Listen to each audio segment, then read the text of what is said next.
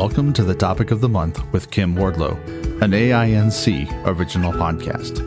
It's not easy being blind or going through vision loss, but we'll help you navigate these waters. Press on. Push forward. You've got this. Hello, everyone. Thank you for joining us for the Topic of the Month. I'm your host, Kim Wardlow, with the Audio Information Network of Colorado. February's topic is transportation. So this is our first week of the month. And we are going to start by talking to Colleen Samuels, who is the executive director of DRMAC. And if you don't know what DRMAC is, you will find out in this episode. So when we come back, Colleen will be telling us a little bit about herself, but then also the services that DRMAC provides and items that might be a benefit to all of you listening today. So we will be right back. This is Topic of the Month with Kim Wardlow.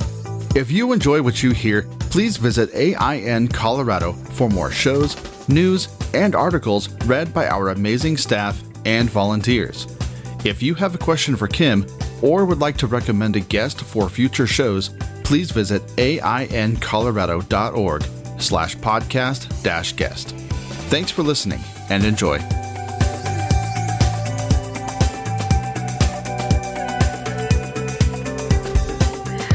Hi, Colleen. Thank you so much for joining me today for our show, taking time out.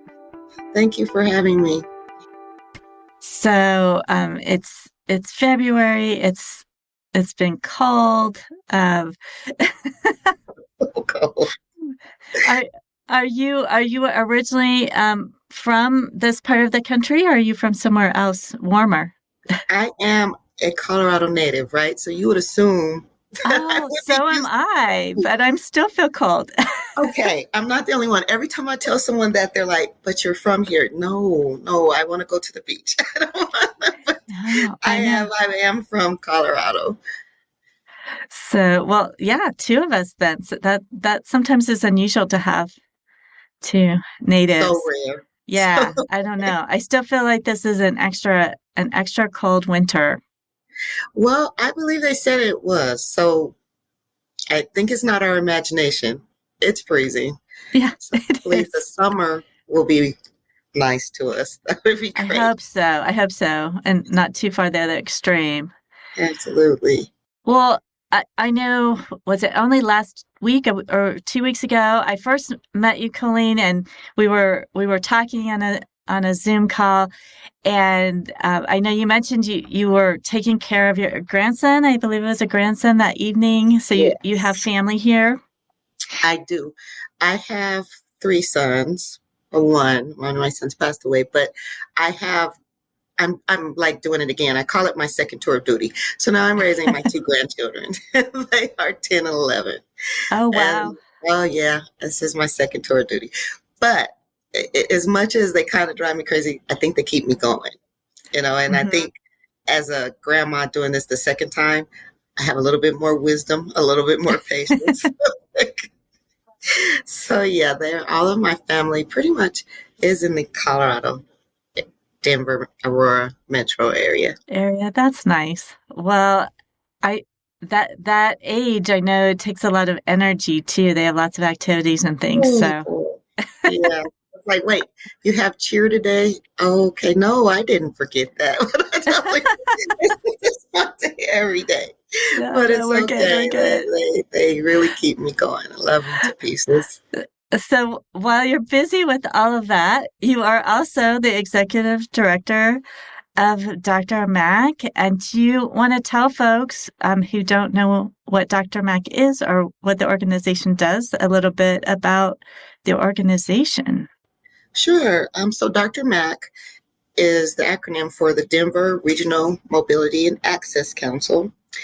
And we serve as the regional coordinating council for the local coordinating councils for the 9 surrounding counties.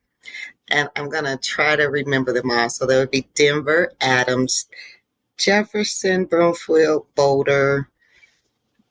Did I say Clear Creek and Douglas?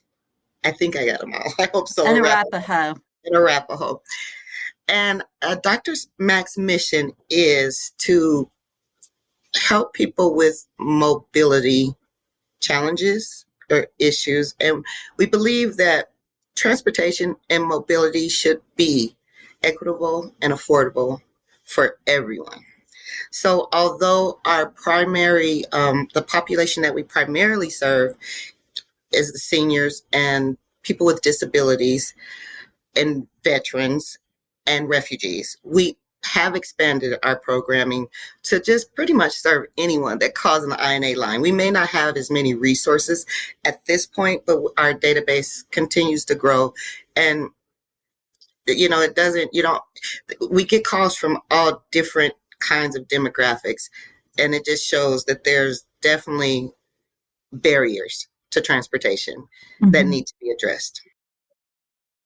So I know one of the things I'm most familiar with Dr. Mac, and in part because we read it every year, so you have it in audio format, is the Getting There Guide.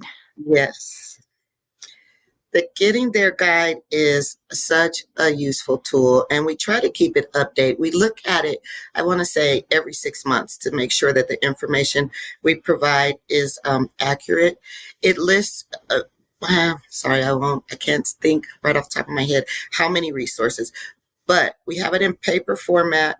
It's available in various languages. You can call the INA line and we can put a copy in the mail to you, or you can go to our website at drmac-co.org and you can download a printable copy. And thanks to your organization, for people with low vision, you can also, there's a reader version or there's an audio version of the guide. So it's available in a bunch of different formats, and it pretty much just lists all of the transportation providers and resources for the Denver Metro and surrounding areas. And so how is this, for people that are not familiar with it, how is this different from, say, just getting an RTD schedule or a bus schedule? Because it includes different types of transportation, correct?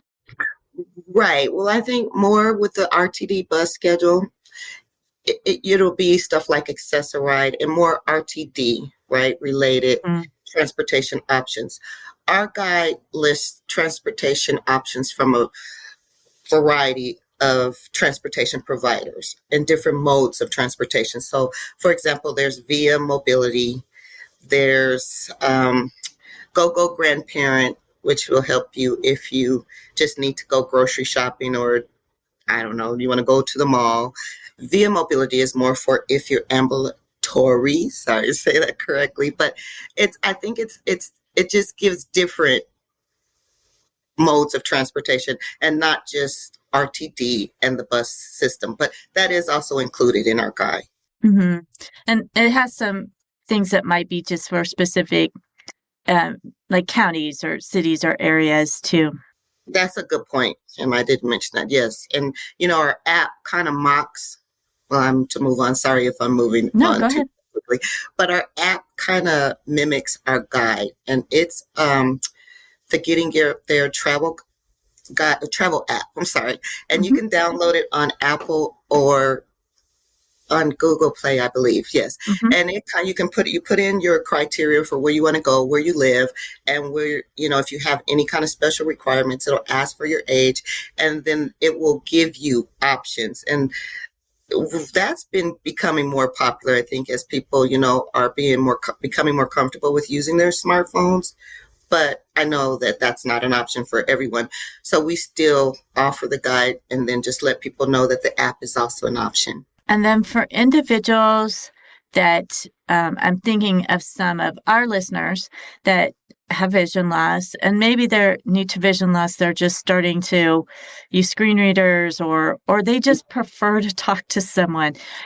Can a person call Dr. Mac and talk to somebody, and maybe they've even looked at the app or the guide and they just have some questions about, what's the best choice for them in terms of the option that they're going to use? Absolutely, they can. We have our our information and assistance line, and it is available Monday through Friday, 9 to 5 p.m. and it's the same information that you would get if you were using the guide or if you were downloading the app, except for you'll have a live person on the other end working with you for travel options. Mm-hmm. And the number is 303-243-3113. I hope I got that correct. But you could call anytime, and we're more, and if we don't answer, because we are a small team, we will call you back within 24 hours. Okay. I know so many people really appreciate being able to talk to a person, because that's not always possible these days as you call into different places and you just get a menu that repeats. So I think that can be so important if you have questions or finding something confusing, or you think a service would be great, but you're not sure if it covers the area you live, those kinds of things. So I know people appreciate being able to actually reach a person if they need to. Absolutely. I hate going into the press 1, press 2. Yep. So I get it. So it is a live line that will get you directly to someone. And like I said, if we do miss a call, we really make an effort to call you back within 24 hours. Mm-hmm. Well, and I'll just make the comment too that as we have a volunteer who reads the guide, we've also found that where individuals appreciate having a person reading it as opposed to just running it through a text-to-speech program, of just having a person. So we're really happy to be able to partner with you on that and helping people to get where they need to go. Yes, we're really happy to partner with you all as well, because just having another option for people to be able to access our services just extends our reach. And so, yes, thank you.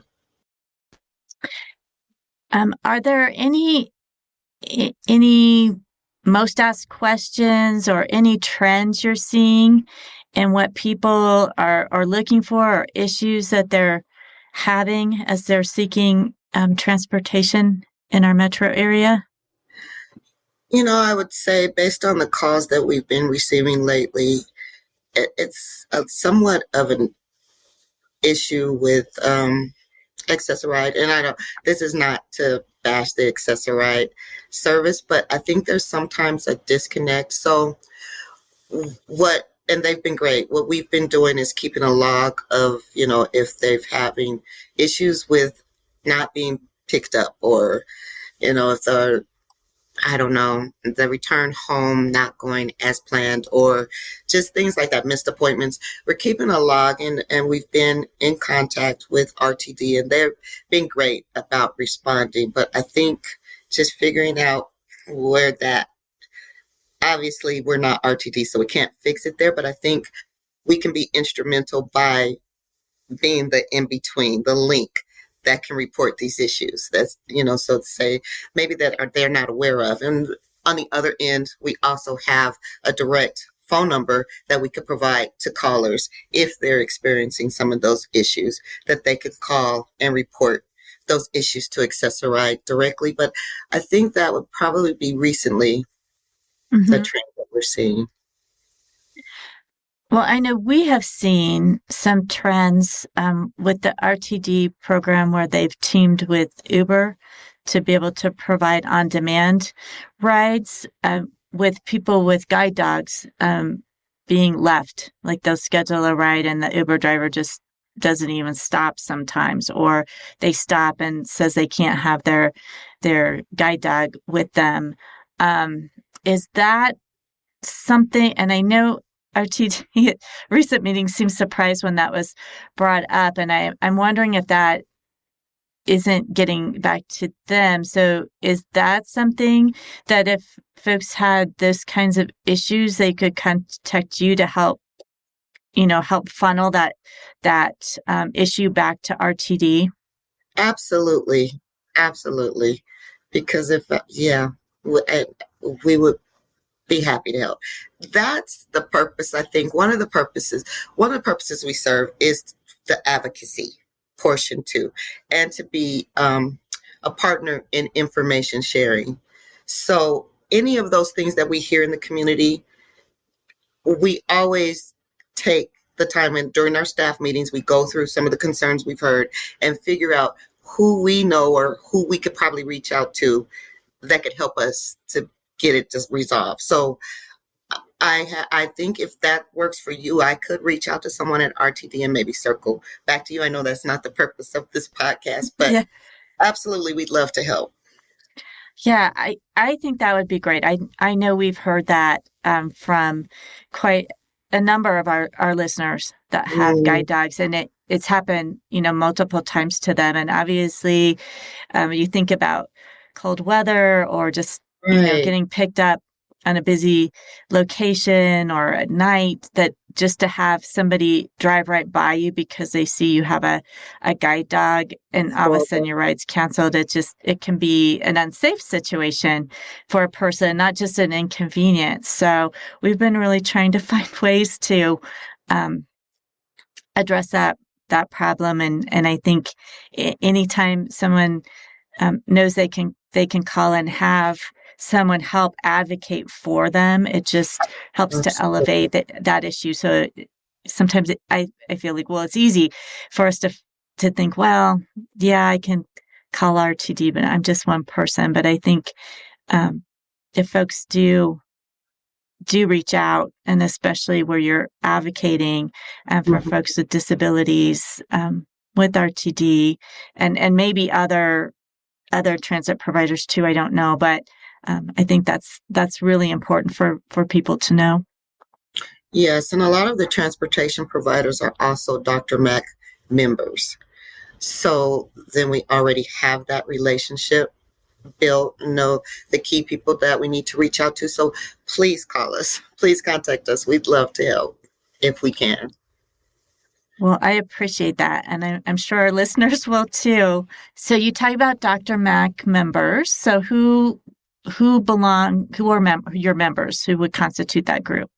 So anyone can become a DRMAC member. We have 3 levels of membership. We have our business, and we have our organizational, and then we have an individual membership, which is only $25.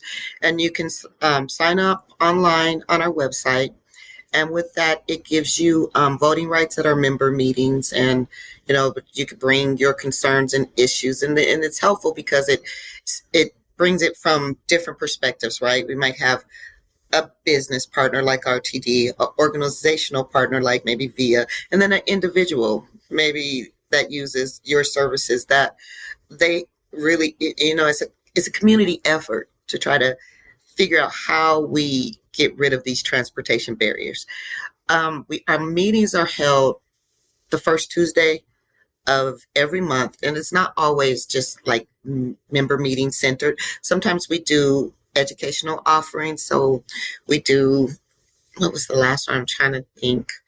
We did a fraud protection one, I think, just a little while ago, but it changes. The subject matter changes, but it's always the first Tuesday of every month from 1 to 3:30. And like I said, anyone can become a member.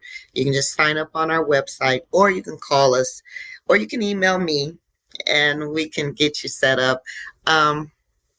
It's kind of a more, there's power in numbers kind of situation, right? And we also have our travel trainings that you can also sign up for on our website if you just need some help. We go over different modes of transportation and different, and we can cater it. So if you have any kinds of, have any kind of special needs, Stephanie will reach out to you in advance, and you just let her know. And then, so if you have like a hearing disability or a low vision disability, we can make those arrangements prior to the trainings. They're virtual and in person. In person, we just ask that you have like a group of 5 or more, because we actually send a staff person to the location, and they're held at libraries or assisted livings or wherever, we'll come to you, to your organization. But the online trainings are held weekly, and that's an option for people too, that maybe if you are having transportation barriers and can't actually get in a car and drive to a training, that is an option as well. And in those trainings, I think we go through over all of the DRMAC products and services, including the membership. So I kind of went backwards, but that was my segue into that. So in those trainings, you'll kind of get an overview of everything we offer. So are your membership meetings also virtual or just in person? Right now, they're virtual. Okay. What we hope to do, crossing my fingers, is to try to have at least one in-person event every 6 months. But I think with the pandemic, we transitioned to virtual and we kind of just stayed there. So, but it's always nice to meet folks in person. So we're hoping to be able to do that this year. Yeah, it's kind of a blessing and a curse. So it's great because people can attend a meeting that, might have had difficulty physically getting to the meeting location. So it's opened it up for a lot of folks. But then, sometimes technology throws us a curve and we have technology issues. So there's that. That's true. That's true. I tell my staff all the time, I feel like I have more meetings because you can cram more in when you're working virtually. So, yeah, it's a blessing and a curse. Yeah. But I think that is great for folks to know that they can join as individuals. I don't think I realized that because, as you said, it's an advocacy group, not just providing the information, which you certainly do, on here's your transportation options, but actually providing that advocacy piece. And I know we've talked about that on Topic of the Month as well, how a person can advocate for themselves. And it can be, it can be easier. You might feel a little bit braver if you're advocating with a group of people, but I think often a group is also heard. And a group like DRMAC that's, recognized. And we have a member meeting next Tuesday, actually, from 1 to 3. 1:30 to 3 p.m. And we really are asking for community feedback. So I would encourage anyone in the community that it comes from the populations or the demographics we currently serve to attend, maybe even if you're not a member. I mean, because I know this meeting specifically will be focused on hearing from the community and how DRMAC can better serve, or maybe just gathering information from other people who are in the meeting, just kind of information sharing overall. And so is that possible if a person is interested that they could attend a meeting just to see what it's like before they actually would pay a membership? Sure. Now, Diana, who is she'll say no. will probably tell me. So no, we're trying to. Yes. Like, she's like, you're defeating the purpose, Colleen. But I think if you would want to just come and make sure that it is something that will be helpful for you. And like I said, the individual membership is $25. It's for the entire year. And so, yes, but we would welcome you to come. And you can find information for signing up on our website. I don't believe we posted the flyer yet, but we should be doing that today. Okay. Great. So, and you mentioned the travel training and that there's virtual. And if a person, or an organization has 5 people or more, so even like a senior living community, or a low vision group or something like that, could organize and schedule a date and time and a location with you to be able to do some travel training together. Absolutely. And that's a large portion of our in-person trainings, actually, are the assisted living communities. Mm-hmm. And we do a lot of trainings in libraries where it's kind of a mixed demographic, but it doesn't have to be 5. We just ask because it takes the trainer a little bit of prep to get those in-person trainings together. I'm sorry. Sure. No, I think that I think that's reasonable, since you actually have somebody taking the time to come out and work with folks. But again, applaud you for having both options, because having the you. virtual, if somebody, if can't get to a training or they're not involved with a group of folks that could schedule a training, at least they can get started online. But I know, depending on how a person learns, having somebody, a live person there to help you and give you guidance or answer questions can be really valuable as well.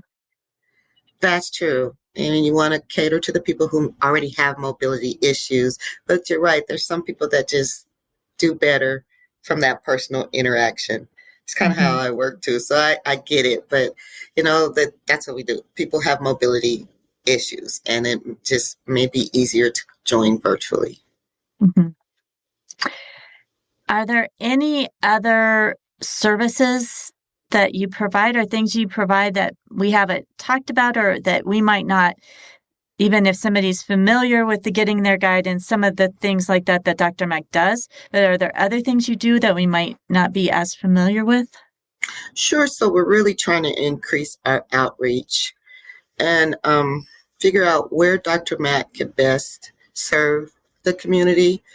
And so we're doing a lot more presentations at events, or just going out to talk to groups about our services. So if that's something that you would like for us to come and speak to your group or your team, or just to present what we do and who we are, we're looking for those opportunities. And kind of that's one of our primary focuses this year. So you can either call me or you can email me. My contact info is on the website. I could give it as well.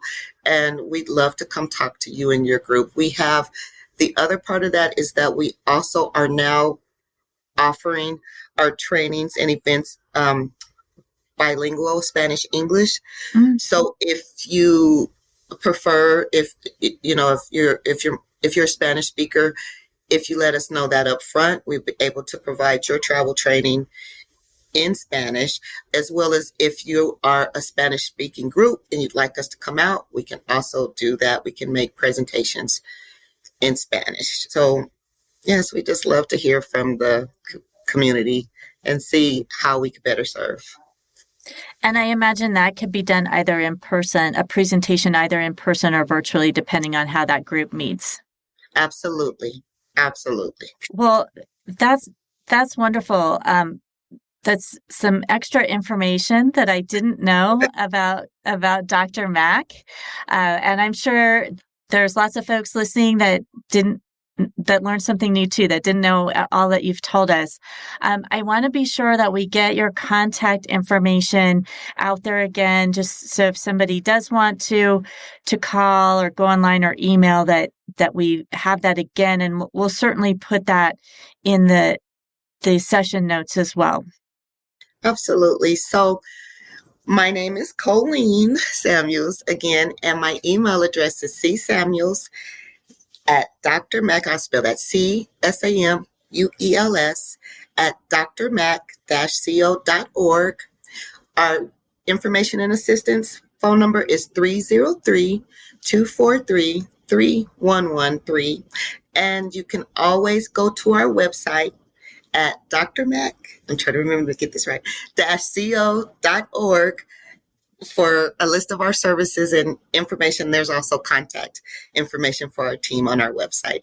Well, thanks again, Colleen, for joining me today. It's been fun to talk with you and to get this information out to our community. I know we have some things coming up as AINC. In May, we'll be having our Music in the Dark event, and we're going to be coordinating with you to be able to provide information to folks on how to get to PBS, where the event will be. So, and looking at other ways that our two organizations can partner with each other during this year. So, I think lots to look forward to. Yes, we're really looking forward to it. Thank you, Kim. Appreciate it. Well, thank you, everyone, for listening, for tuning in. And I always want to plug our other podcasts, After Sight and Blind Sight, that cover living with life after vision loss with aftersight, and mental health issues from the perspective of vision loss for blind sight. So those also are wonderful podcasts that AINC provides. And wherever you're listening to our podcast, if you can take a couple minutes just to do a review or leave a comment, we really appreciate that as well. So this is a great beginning to our month of transportation. And tune in again next week, and we will be looking at transportation from another perspective. Thanks so much.